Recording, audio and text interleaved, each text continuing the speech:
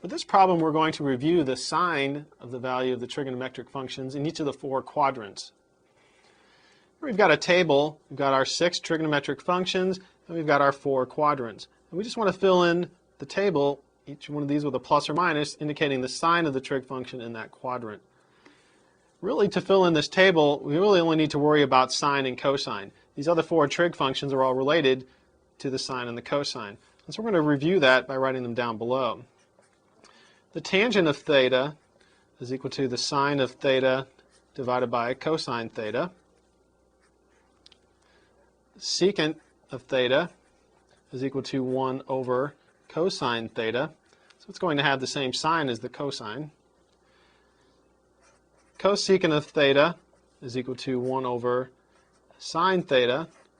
So it's going to have the same sign as the sine trig function. And then cotangent of theta is equal to cosine of theta over sine theta. It's going to have the same value then as the tangent. So we'll start off with sine. Remember that the sine is equal to or corresponds to the y coordinate. In quadrant 1, the y values are positive, so the sine is positive. In quadrant 2, the y values are positive, so the sine is positive.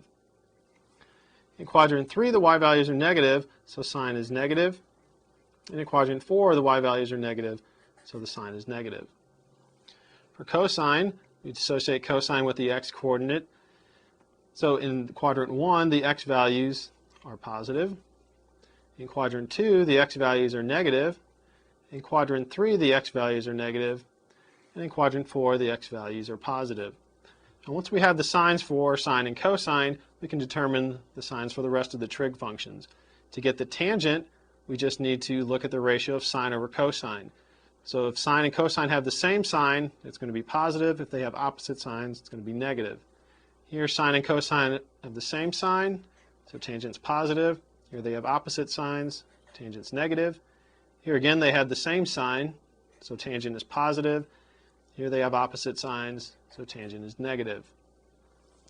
Secant is 1 divided by cosine. 1 is positive, so basically the sign for the secant is going to be the same as for cosine. So we look at the cosine values here, we'll get plus, minus, minus, plus. For the cosecant, cosecant is 1 divided by sine. Since 1 is positive, the sign of cosecant will equal the same sign that we get for the trig function sine. If we look over here at sine theta, we get plus, plus, minus, minus.